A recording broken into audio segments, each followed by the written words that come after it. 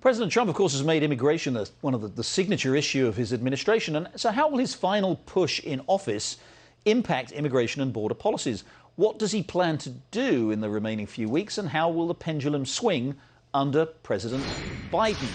Well, with me now is retired ICE Acting Director Tom Homan. Tom, you've said that Biden would, and I quote, dangerously increase illegal immigration and drug smuggling. And you said that Biden's position on illegal immigration isn't about what's best for this country. It's about future political power for Democrats. Explain what you mean by that.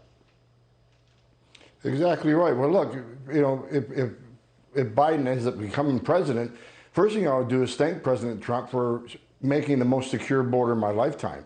Illegal immigration is down between 60 and 80%, depending on what month you look at, from the high last year, because of success President Trump has had, unprecedented success.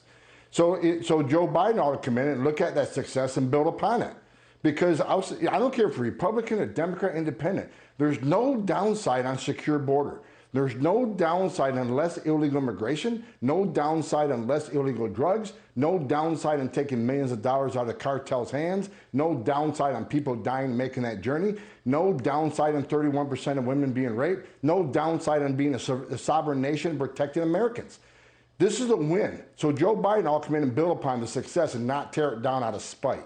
Because remember, in 2006, he voted for Secure Fence Act, which was going to spend up to $50 billion on border barriers. Now he says he's going to tear it down out of spite because he's being pushed by the progressive left. Right. Now, and a lot of the things, of course, that President Trump did over the last 4 years were done by executive order. He had the authority to do them under executive order, didn't need congressional legislation.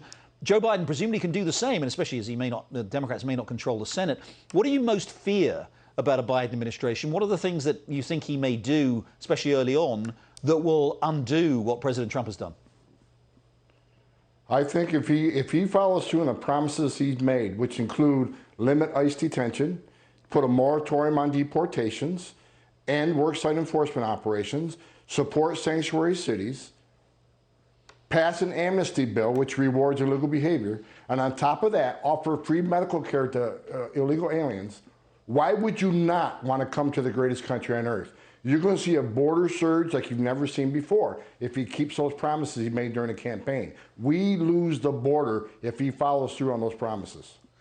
What can President Trump do? He's still challenging the election, of course, and he still hopes that he'll be there after January the 20th. But assuming he doesn't succeed, and he's got only 7 weeks, whatever it is, 50 days to go to the inauguration, what can he do in the remaining 7 weeks, do you think, that could help to cement in place some of the changes that he's made? Look, we're going to keep building that wall right to the last day, whether that's in January or another 4 years.